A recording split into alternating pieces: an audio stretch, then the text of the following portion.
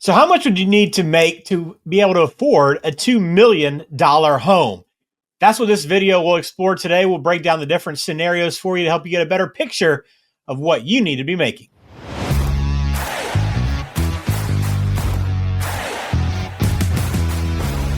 Welcome in to the Smart Mortgage Show. Ben George with Bill Litton at Cross Country Mortgage. He is regional president, their office in Chaddsford, Pennsylvania. And today, Bill, we're kind of continuing these discussions we've had in some past videos about helping people understand what they need to earn in order to afford a certain level of home. And today, we're talking about the $2 million home.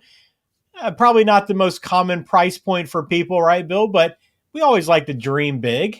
Yeah. And by the way, we went $500,000, $1 million, might as well go to 2 million. Maybe we'll explore 10 and 20 down the road. We'll see. Why not? Well, although, Ben, those people usually don't come to me. Those are usually all cash. Yeah, fair enough. Fair enough. All right.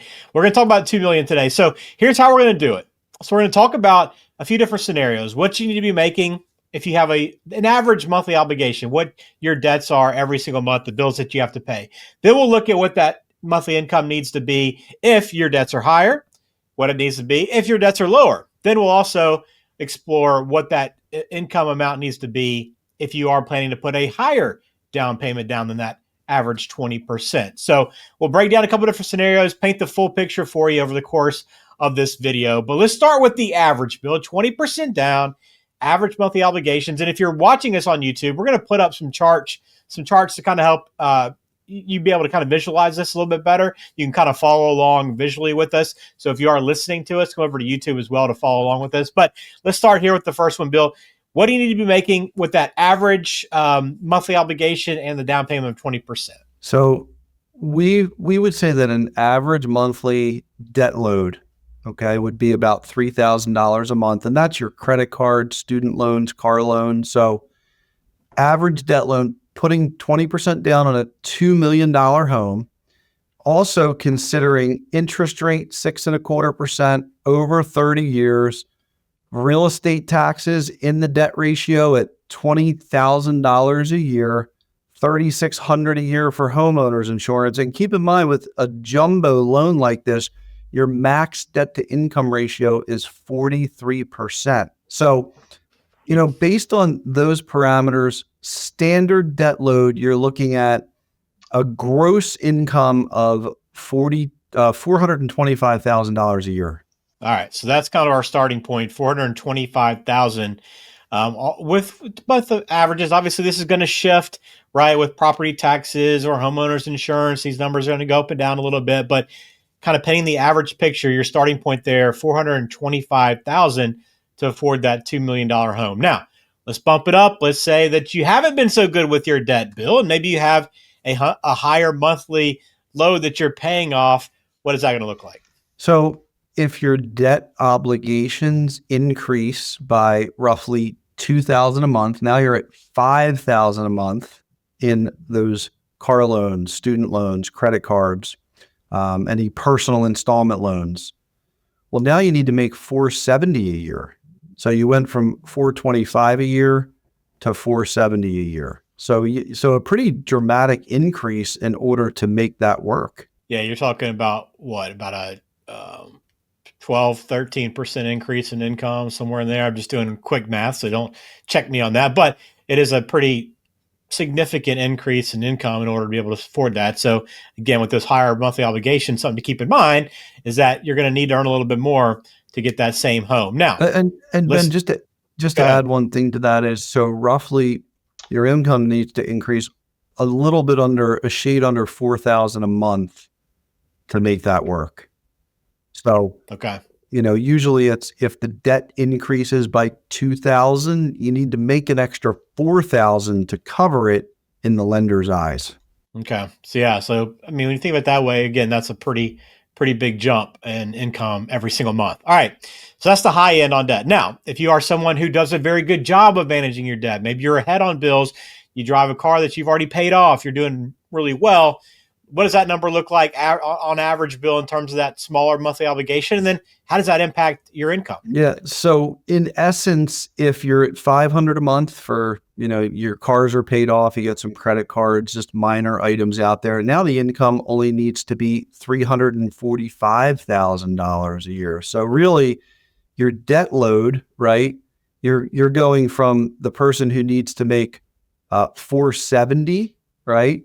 Down to somebody who only needs to make 345. That's 125,000 a year or 10,500 a month for a $4,500 increase in monthly unsecured monthly obligations. So that's a really big jump.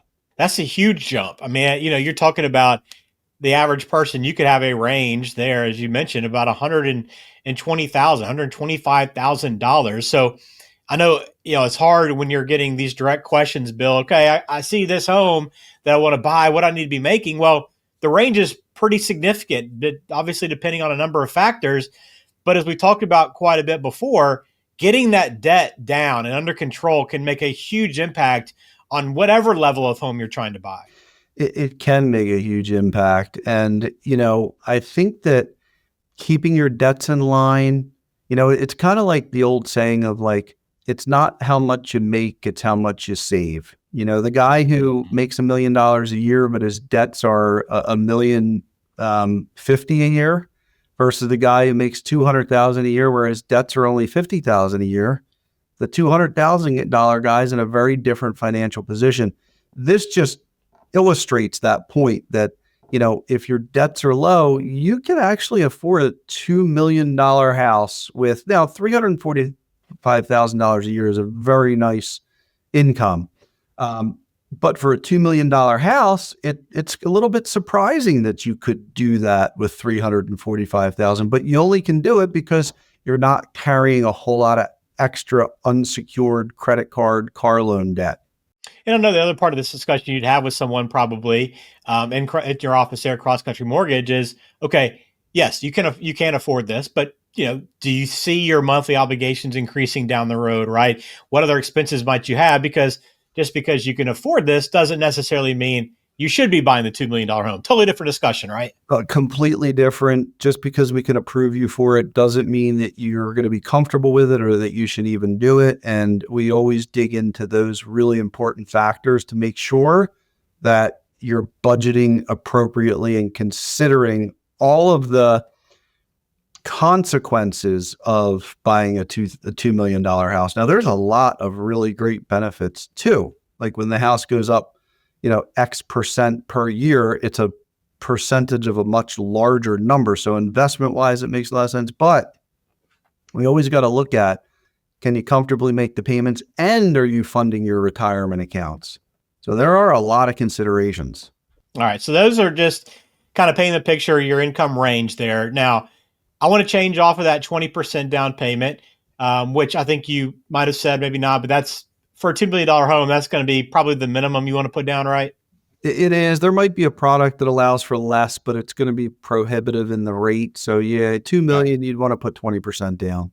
All right. Now let's jump up that down payment a little bit just to see how that would change the income needs. And so what would be the next kind of average or common down payment number? Well, if you put, instead of 20% down, put another 10% down. So that's another $200,000.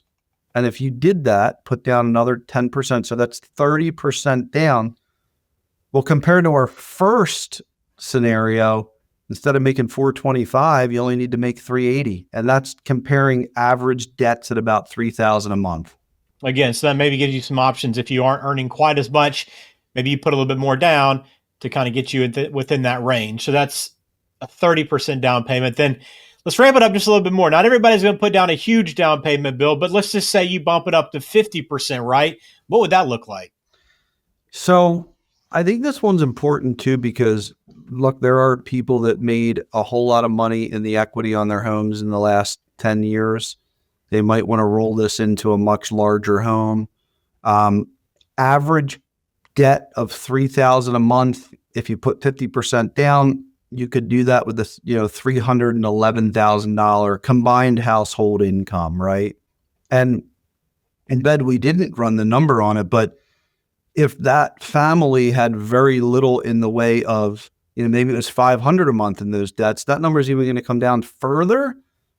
I've seen people in this position, and they're super amazing people at understanding their budgets and being really responsible with debts and very strict with what they spend. But if their, main aspiration in life is to have the $2 million house, it can be done without making $1 million a year, right? You can do it on a reasonable household income. This is not a common scenario, but we do see it. Believe it or not, we see it more than you would think. Yeah, and I think my big takeaway there is that, there are a lot of people in that position, as you mentioned, who do have some equity in their home. And, that house, maybe it's not a $2 million home, but a house that's kind of a bump up from where you are might be more within reach with your current salary if you're putting that into the down payment. So this just kind of gives you a little bit of a sense of what that range looks like. And it's interesting, Bill, just because there's a lot of different numbers there, right? And it's not the same answer for everyone when you go into meet. So depending on what house you're looking for, what you make, all those different factors, you're going to help someone understand what their true financial picture will look like and really what their best options are for them. Yeah, so it's customized, specific to you. Everybody's scenario is a bit different, and we're going to look at all the details and make sure that whatever you do, you're going to go in with the best, most accurate information possible so you can make the best possible decisions. Love that. Well, hopefully you've enjoyed this video. Please like it if you did. Leave a comment down below as well if you have a thought. We'll probably do this with some other price ranges as well. And again, to kind of give you a good range of what you need to be making. I think it's very informative, very helpful. It's all about trying to educate people in this space because we don't do this a lot, right? As home buyers, this only happens a couple times maybe in your lifetime. So just understanding the process a little bit better going into it will hopefully put you in a more advantageous position moving forward. But you can always get in touch with Cross Country Mortgage to learn more, and more specifically, Bill, you can just text them text the word Lend to 21,000, and you can get in touch and start beginning that process and those conversations right now. But we appreciate it. And Bill, really always enjoy these conversations. It's interesting to kind of see what the numbers look like. Absolutely. My pleasure.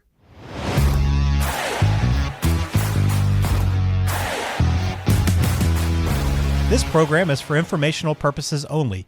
Please consult a qualified professional before taking any action. Bill Litton is a loan advisor and regional president with Cross Country Mortgage, NMLS number 147060.